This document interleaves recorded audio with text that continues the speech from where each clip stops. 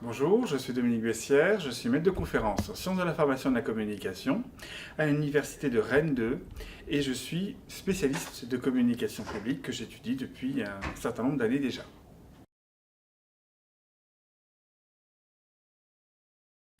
Bonjour Dominique. Est-ce que tu peux nous dire quels sont les enjeux de la communication publique? Qu'est-ce qui est important vraiment dans la communication publique?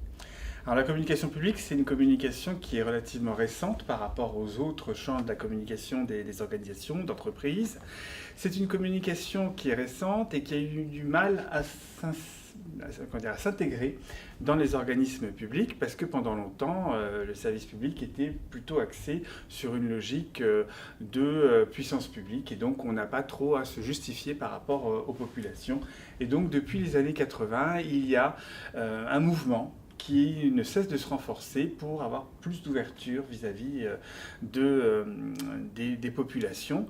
Et il y a des enjeux derrière, des enjeux organisationnels, des enjeux de définition qui sont à la fois théoriques et sociales, et des enjeux pour comprendre un peu cette communication qui est quand même assez complexe par rapport à d'autres champs de la communication organisationnelle. D'accord. Qu'est-ce qui bouge en ce moment dans la communication publique? Alors, il y a beaucoup de choses qui bougent. Alors, tout dépend à partir de quel moment on dit que ça bouge.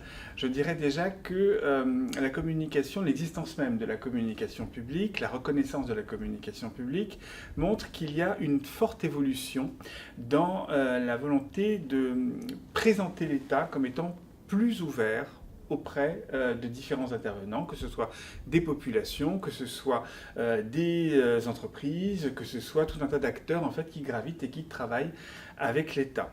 Il y a également une autre évolution qui est qu'il y a une croissance d'une imprégnation managériale dans les organismes publics. Pendant longtemps, l'État en fait était concentré sur l'idée qu'il y avait du droit, un contrôle, des sanctions. Et de plus en plus, depuis ça a amorcé dans les années 80, l'idée que l'État devait être efficace. Et à partir des années 90, la communication a été de plus en plus reconnue comme étant un élément de l'efficacité de l'action publique. Donc c'est ces grands enjeux-là. Parmi les autres évolutions aussi qu'on peut noter, qui sont tout à fait notables, c'est qu'il y a une différenciation aujourd'hui, depuis 1990, forte entre la communication publique et la communication politique. Donc c'est une évolution qui ne cesse de se renforcer depuis lors. D'accord. Alors tu as écrit le chapitre sur la communication publique. On trouve quoi dans ton chapitre? Alors on trouve beaucoup de choses. En fait, c'est essayer de traiter la communication publique dans sa globalité pour qu'on puisse bien la comprendre parce qu'elle est quand même complexe par rapport à d'autres champs de communication.